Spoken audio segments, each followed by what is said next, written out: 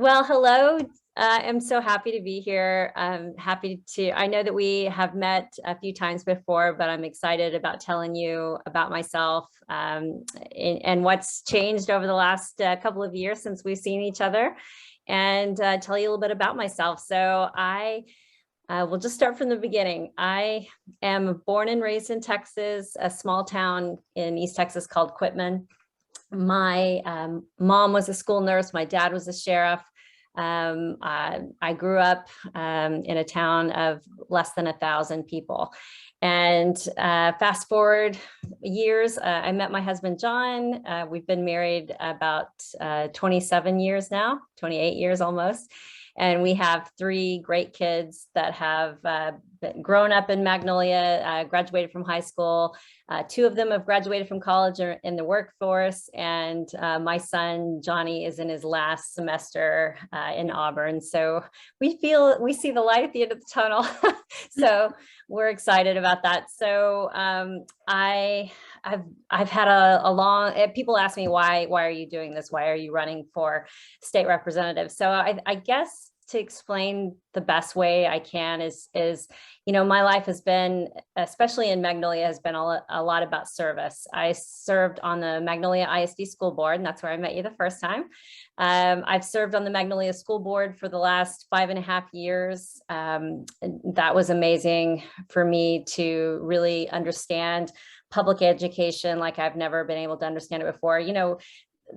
What people don't understand about a school board is we're all parents. We're not educators. So there is a tremendous amount to learn and to appreciate about our teachers. And when you really have the goal of keeping everyone safe in safe environments and promoting teachers and making sure teachers want to stay teachers, and just making sure the kids have everything that they need to succeed, and you're surrounded by Christian people on a school board, it's just a fabulous experience. So I enjoyed that, and I gave up my seat to be able to run for state representative, which is a little bittersweet because I really did love what I was doing. You attained a master trustee status, isn't that correct? That's right. So part of my 5 years on the school board, I'm always trying to learn more and do better and lead. And so I had an opportunity to apply for the leadership of the Texas Association of School Boards. So in Texas, every year there's 7,000 school board members, 7,000 plus actually. And every year they choose 33 people from across the state of Texas to apply. Everyone can apply, but they choose 33 people. And if you're chosen, you get to travel all around the state of Texas representing your district, which at that I was chosen. So I got to do Magnolia ISD, and it was amazing because we got to travel to little schools, big schools, much bigger than Magnolia. And we could talk about our challenges together and see what was what was succeeding in each school, and just really share best practices. So it was an amazing experience. And when I graduated from that program, it took a year, but I graduated from that program as master trustee status.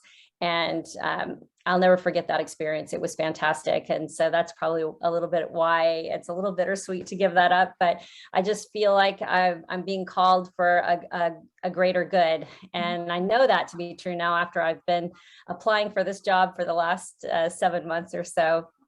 My dad always said, if you want a job that you don't have, pretend that you have it and work really hard, and eventually they'll give it to you. So that's my strategy for the last 7 months. I've met with commissioners, constables. I've met with business owners, nonprofits, everybody I can think of to say, what is it that you're not getting from the state level that you wish that you could? And what I found amazing is a lot of people just don't even know what a state representative does.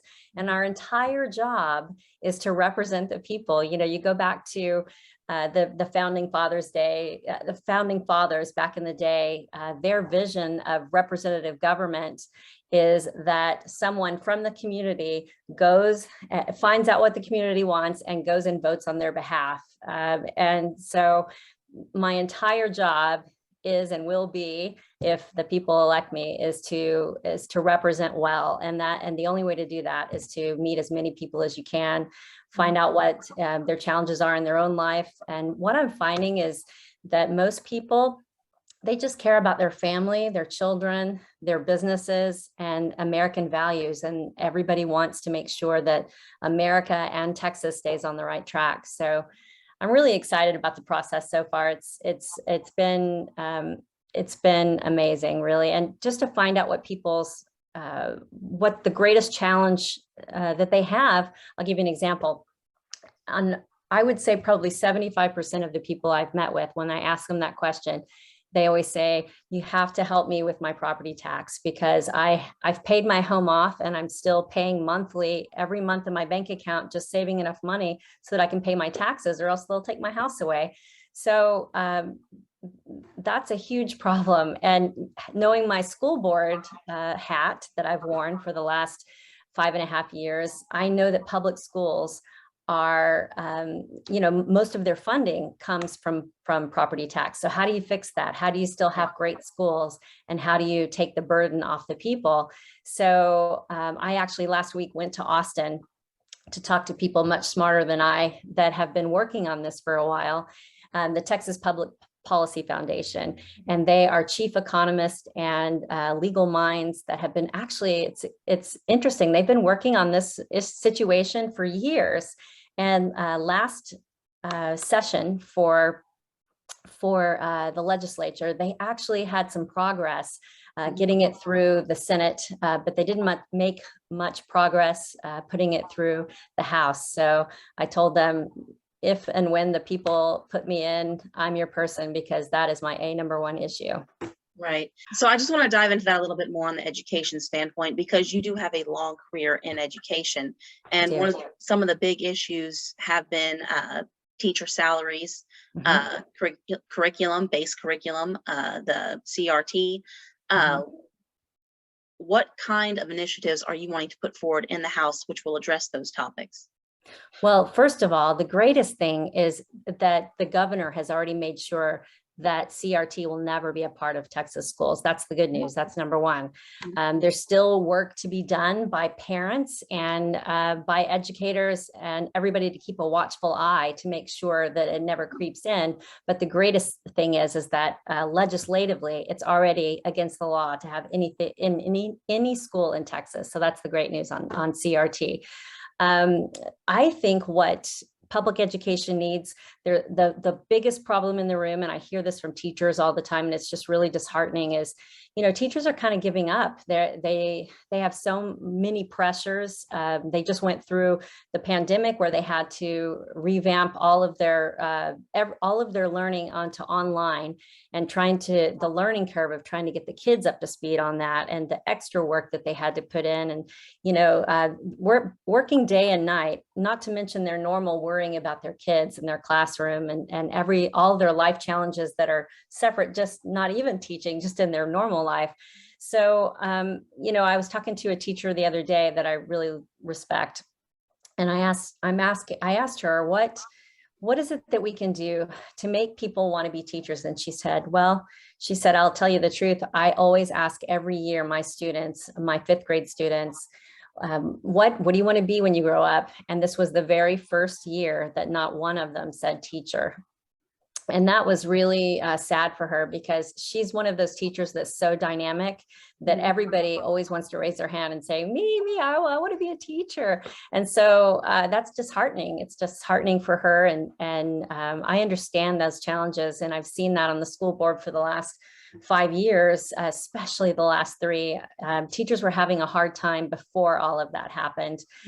So I think number one issue in public education is finding a way to support teachers in a greater way.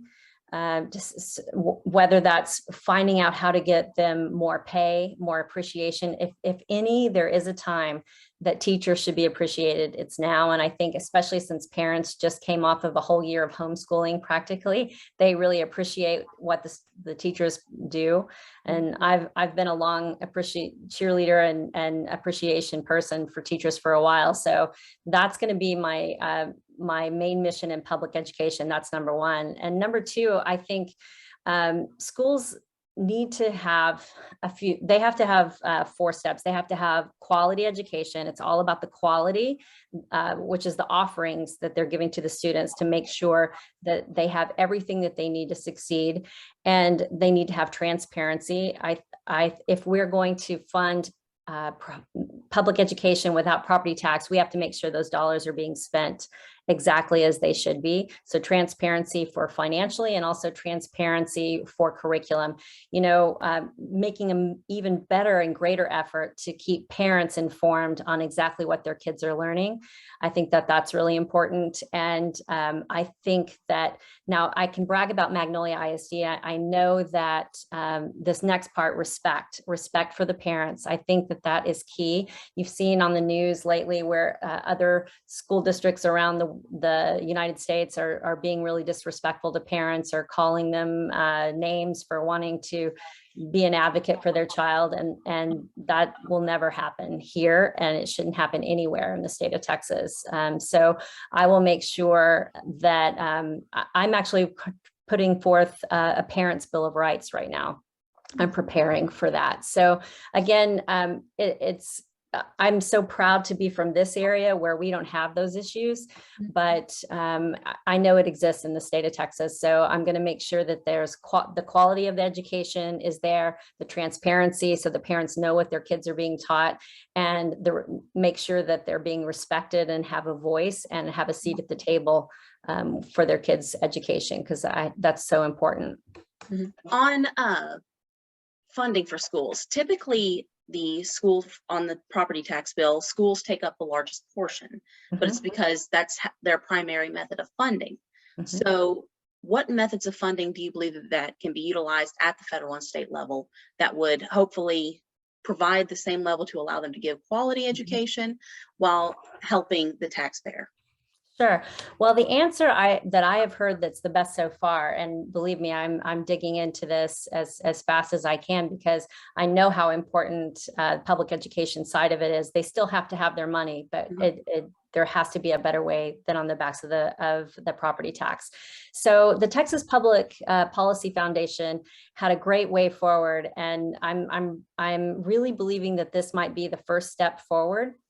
And like I said, they've had some success pushing it a little bit through the Senate. But as we know from back in the day when we learned how a bill is passed, finally, just like in federally, it's the same in the state. It has to go through the legislature and then the Senate, and then it's signed by the governor. So they had some success in the Senate, just not yet in the House. But their idea is, for school tax, there's 2 sides of school tax. There's maintenance and operation, and then there's the INS, the interest in thinking, right? So the maintenance and operations tax, that part of it is what we're talking about in this plan. What they want to do is, number one, more transparency from the school so they can limit the spending, right? Number 2, they want to use the surplus revenue that's coming into the state of Texas to start reducing the property tax burden. They've already started that, by the way, from this last special session. But if we could continue to make all surplus from the Texas state budget going toward paying off that maintenance and operation tax, that will gradually pay down until it's a significant amount every year. And then their plan is they think that path just in itself will take about 8 years to get that down. And then a constitutional amendment in the state of Texas, much like the ones we just passed. It'll be a constitutional amendment that says no further property tax can be levied without the voter approval. So I think that that's a good path forward. And I'm still researching other ideas, but that's the best one I've heard so far. And I'm just going to help push that through because the taxpayers need relief. So, and there are other legislators I know that have good ideas too, and I'm going to support anybody on their bill that helps the taxpayer go forward. Now, I want to touch on the pandemic real quick. It's just kind of taken up 2 years of our lives. Yes. One of the big issues that people talked about was, say, 6 months into the pandemic, the orders were coming down and people were questioning why the legislature wasn't brought in to start discussing these issues and making these decisions. Do you feel the legislature should have been called in? And if so, what kind of actions would you have supported? You're saying not to, just to have operations not shut down? Well, what kind of, would you have supported, like the lockdowns and the mandates? And do you think the legislature should have been brought in those early months whenever it was evident that this was going to be going on for a long period of time? I honestly don't think that that was a legislature issue. I think, you know, in hindsight, it's always easy to kind of judge the situation. I'm so grateful to have been in Montgomery County because we had local officials that were more for the people, I think, than even on the state level.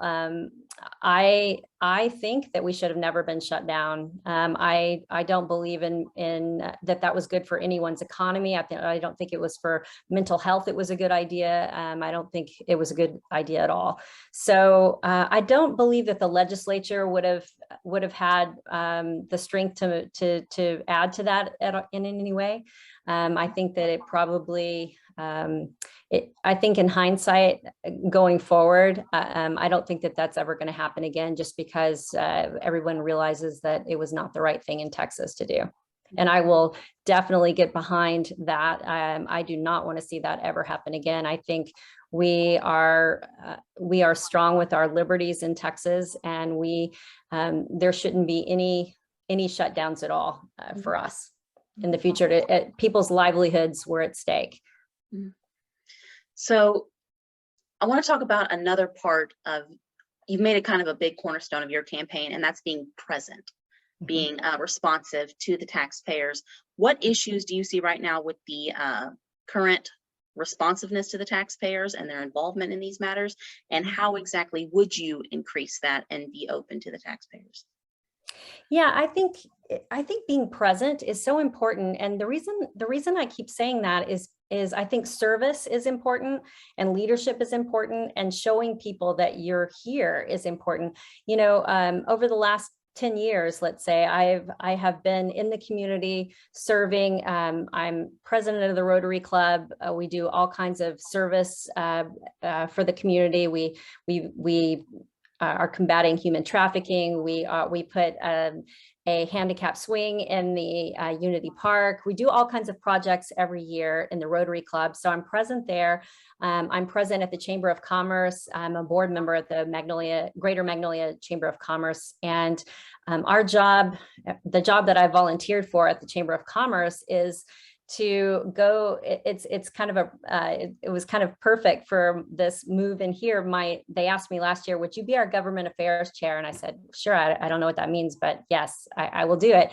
And they said, well, we just want you to kind of monitor all the legislation going through on the state level, on the federal level, and on the city level, and the county level. Just look at everything going on and report back to business owners about what they need to, so that they can be focused on their business. You just report back to them on what they need. I already had the public education side of it because I was on the school board, but it sounded great. And so what I started doing is going to all city council meetings, going to the commissioner's court, following everything going on in the city and the county, and how perfect that it was a legislative year. So I was following all legislation, and I actually made a notebook. I was typing out all of the bills.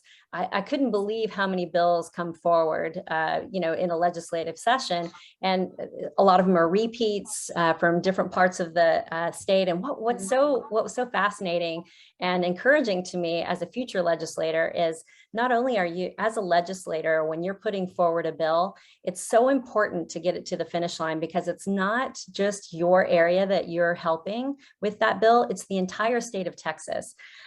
So that was, and what I found neat is that there were so many different legislators. There's 150 in total, and 3 or 4 to 10 people would be putting forth the same bill from their community forward, and it would be pretty much the same language, and they're all trying to push it forward.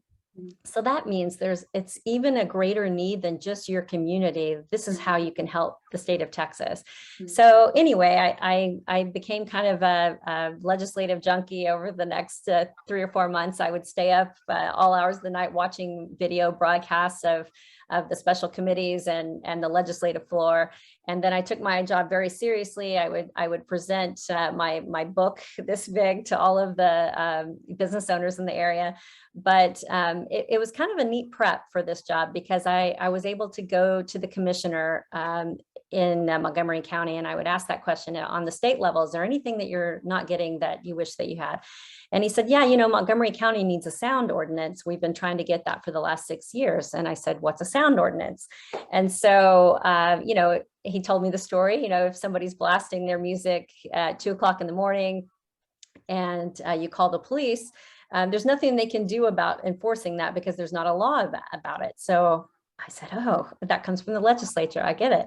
So another thing is, the commissioner said, we have these big, beautiful roads that we put in, but these dump trucks are coming off of I-45 and coming through county roads overfilled and tearing up our roads. But there's nothing about that in the transportation code that says that we can go after them and make sure that they take care of things that they mess up.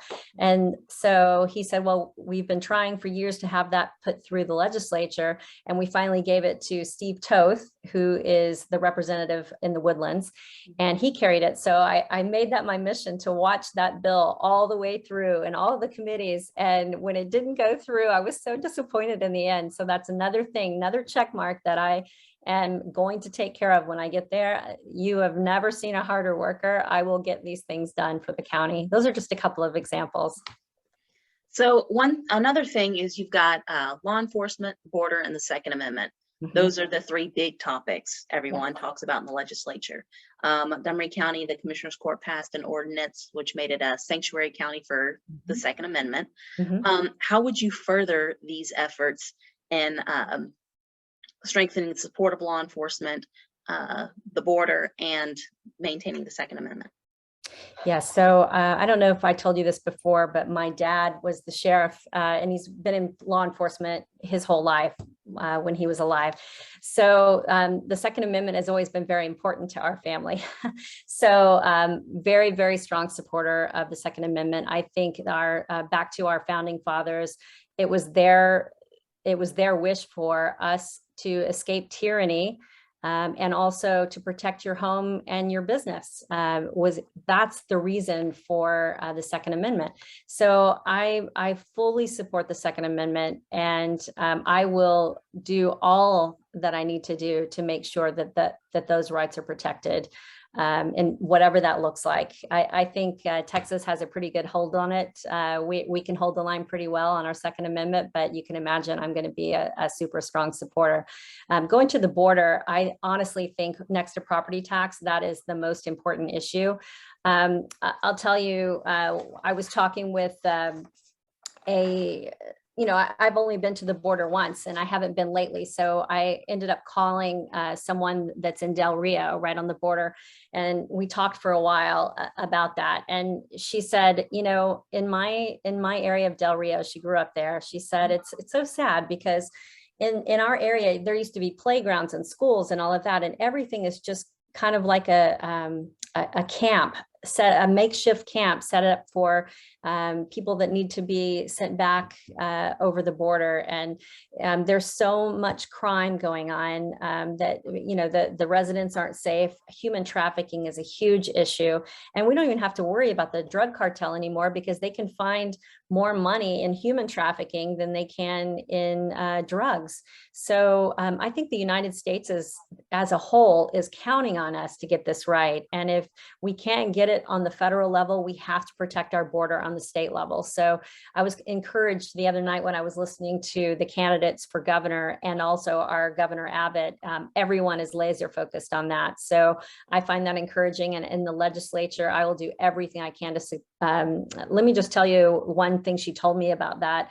In Del Rio, the first weekend of January, there were 2,200 arrests of illegal crossings.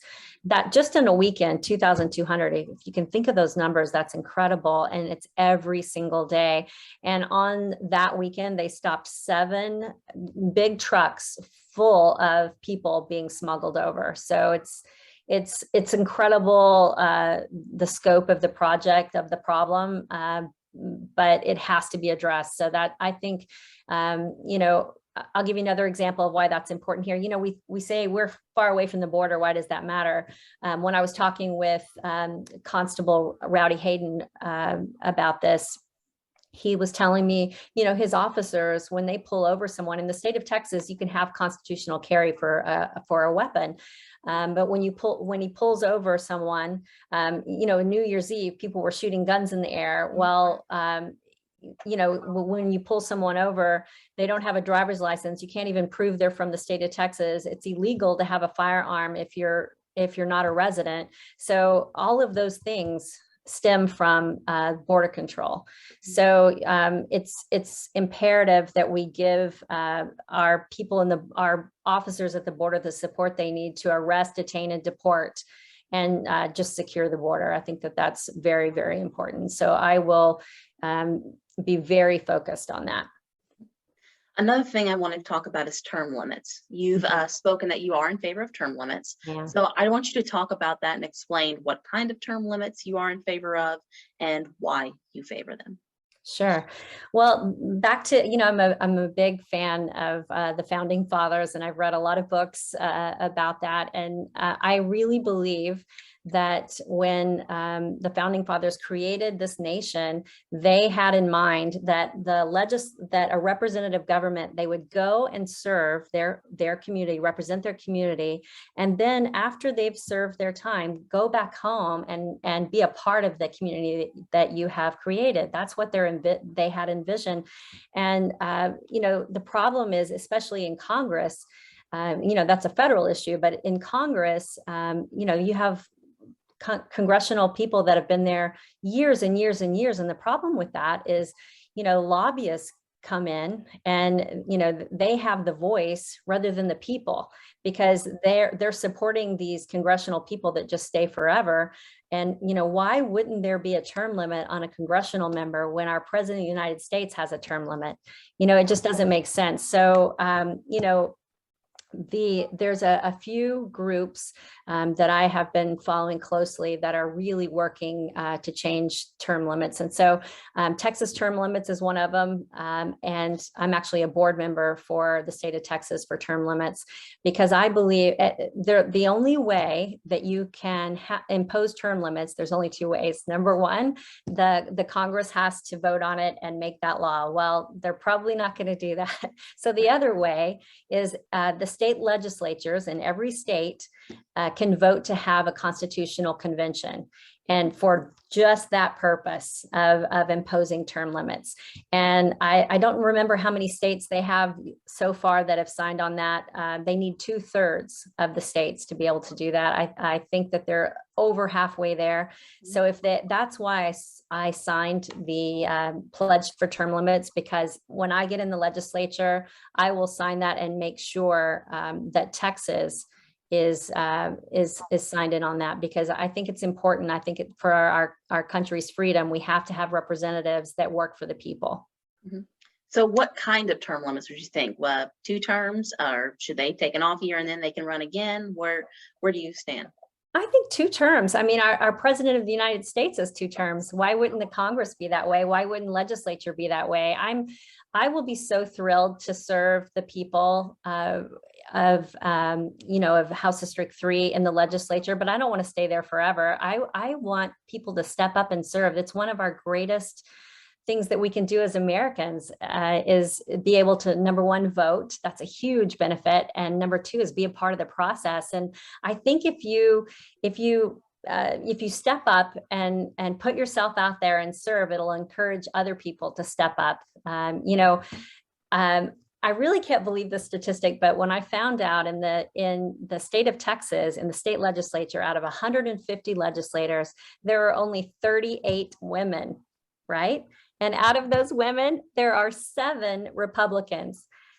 That's crazy, right? I mean, all the Republican women I know, they have that grace and the grit to get things done. So I think if I can encourage other women to step up, men and women, but I'm just saying it would be neat to see more Republican representation, especially women in the legislature. Right. That actually segues kind of perfectly into my next question, in the fact that, especially on the local level, there have been a number of women that are now at the top of the ballot and have stepped up to run in this election cycle. It's exciting. In several positions that have never been held by a woman. So how do you feel about seeing this step up of women to the plate? And what would you say to other women who may be considering a similar course? How can women add to the discussion, to the just add?